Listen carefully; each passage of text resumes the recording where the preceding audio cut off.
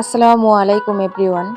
আপনাদের ব্যস্ত জীবন থেকে একটু সময় বের করে ভিডিওটি দেখা শুরু করেছেন, এজন্য আপনাদের প্রতি রইল আমার আন্তরিক কৃতজ্ঞতা।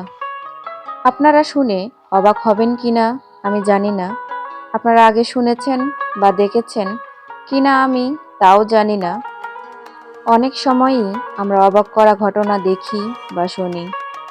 তো এটা আমার জীবনে একটা অবাক করা ঘটনাই, যেহেতু আমি আগে জানিনি বা শুনিওনি। এই যে এই দুটো কুসুম একটা ডিমের মধ্যেই ছিল, আর এই হলো ডিমের খোসাটা, এর মধ্যেই ছিল এই দুটো কুসুম।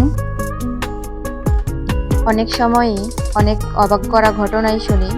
সত্যি বলতে একটি ডিমের ভিতরে দুটি কুসুম, এ কথা আমি কখনো শুনিনি, বা আমি একটি ডিমের ভেতর দুটি কুসুম এটা কখনো দেখিনি। আজকে হঠাৎ করেই দেখলাম আর হঠাৎ করেই ক্যামেরা করলাম। ছোট ছেলে ডিম অমলেটের জন্য বায়না ধরেছিল। ডিম অমলেটের জন্য ডিম ভাঙতেই দেখি ডিমের ভিতরে দুটি কুসুম। সত্যি বলতে আমি তো অনেক অবাক হয়ে গেছি, আর সাথে সাথে আপনাদের সাথে শেয়ার করার জন্য আমি বিষয়টা ক্যামেরা করেছি।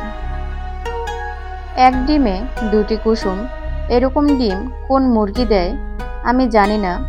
যদি আপনারা জেনে থাকেন অবশ্যই আমাকে জানাবেন। এক ডিমে দুটি কুসুম দেখার পর এই বিষয়টা আমার আশেপাশে ভাবিদের সাথে শেয়ার করেছিলাম। ওনারাও অনেক অবাক হয়েছিল, ওনারাও কখনো দেখেনি। আপনাদের সাথে শেয়ার করলাম। আপনারা যদি জানেন বা এরকম ডিম দেখে থাকেন অবশ্যই আমাকে জানাবেন। তো ছোট ছেলে ডিমের কুসুম পছন্দ করে না, ডিম ভেজে দিলেও ও খেতে চায় না।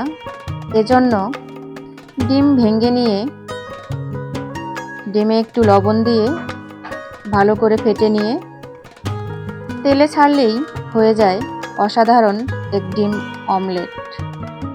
ও এটা খেতে অনেক পছন্দ করে, এজন্য ওকে আমি এভাবেই করে দিই। ডিমে যে দুটি কুসুম ছিল, দুটি কুসুমই কিন্তু সমান সমান ছিল আর ভালো ছিল।